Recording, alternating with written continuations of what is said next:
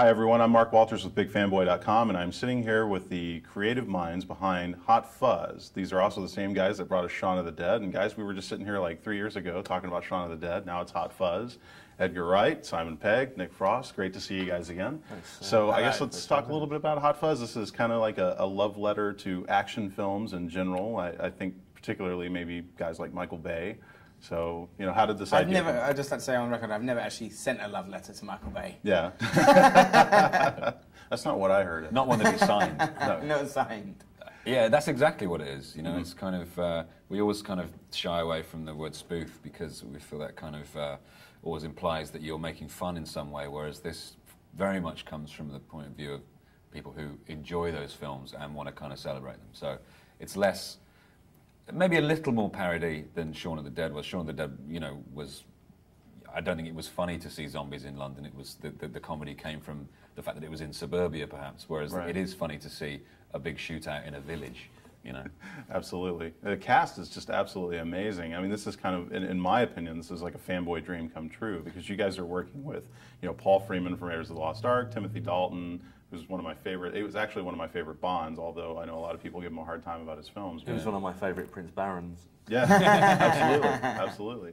So now, was it, I mean, Edgar, I think you missed your calling. I think you guys should have been casting directors, because I mean, this is just absolutely an amazing cast to work with. Well, it was fun actually, not just casting kind of all, you know, like our favourite British institutions, but also people that we hadn't kind of like seen in this kind of thing for a long time. So that was nice, and I think you know, the way that we cast it is that the police service is mostly comedic actors, and then the rest of the village of Sandford are played by real, you know, living legends and proper like thesps. Yeah. So that was fun to do, and it was, you know, to have those people in a big ensemble and to be playing off them with different actors from different generations was great.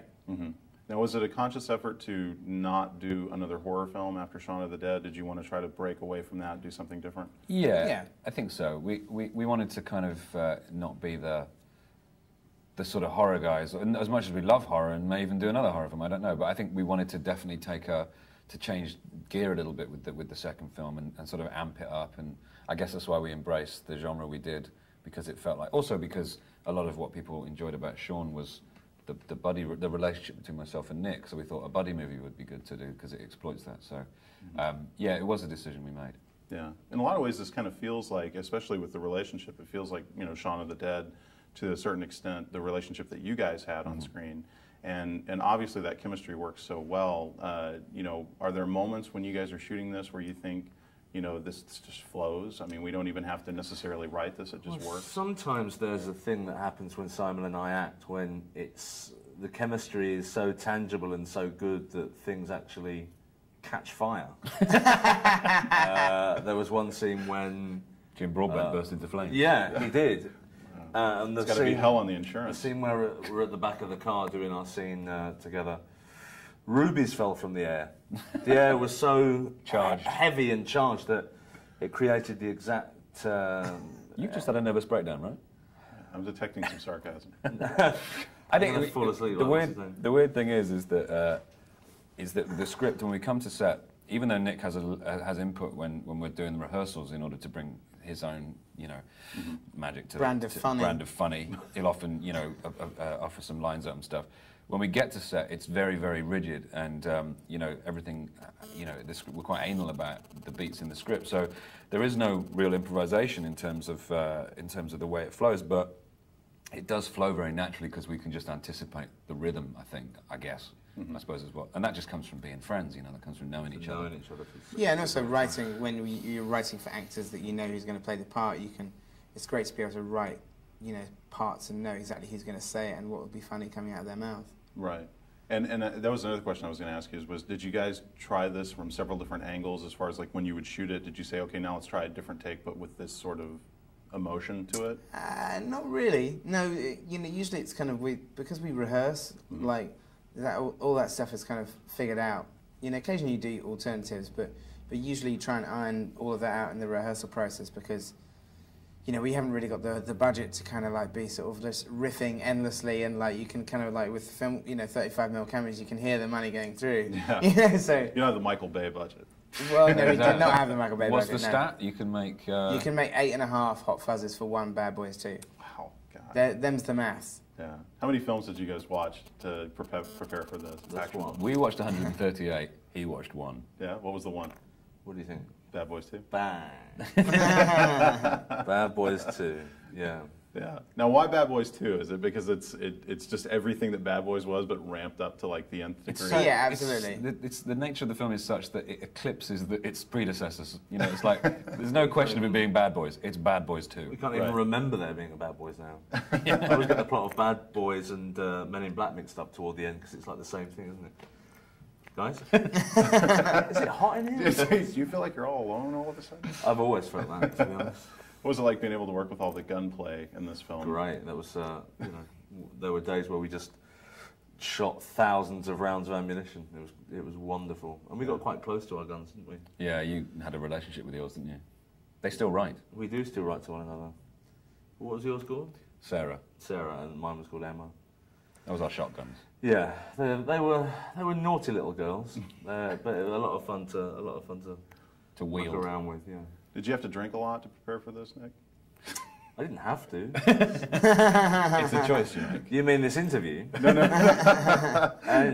No, it just seems like in the films, Edgar's always got you drinking beers and pubs and everything. Getting shot. Yeah, and getting shot. Eaten, yeah.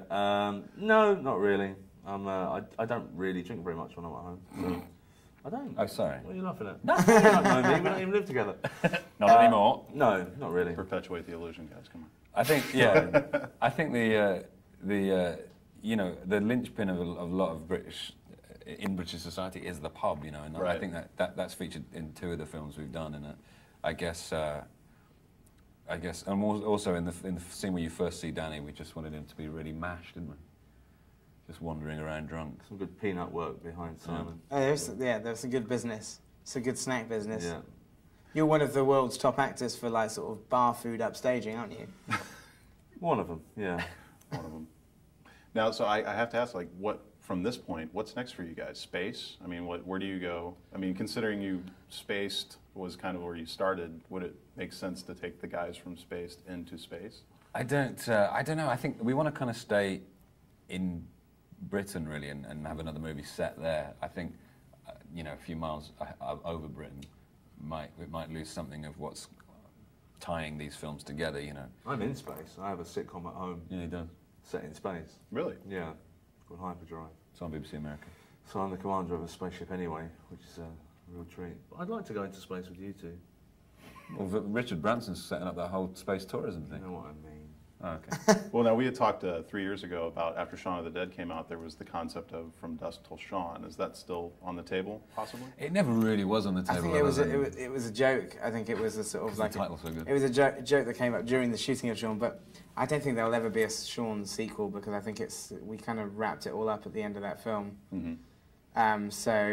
Yeah, we have been asked to do a Shaun sequel a couple of times, and you know, you do get kind of constant requests about like you know, doing an American TV version of Shaun of the Dead, and you have to just go, no, let's just leave it. I think that's the thing is that we, you know, weirdly between kind of like Shaun of the Dead and then us doing a cameo in Land of the Dead, we feel like we've kind of reached the end of our zombie journey. Yeah. Not that we don't like zombies anymore, but I don't think there's anything left for us to say at the moment. Also, there's that movie Fido that's out. We haven't seen it yet. Right. And it kind of almost picks up where Shaun left off in terms of, you know, at the end of Shaun of the Dead, you have Ed as a kind of domesticized zombie. Right. If we did a sequel, then that's how Nick would have to be playing Ed, you know. Right. What a waste not it to hear him talk. From the chemistry, yeah. You just to learn one line. You just moaning the whole film. Great. Well, I love the movie. What can you say to people that if you want them to go see Hot Fuzz, like one line, how do you sell it? If you take anyone to see Hot Fuzz, you are guaranteed sex afterwards. It is that arousing. Unless you go with a parent, obviously, or a grandparent. No, that's the danger. Don't take your parents.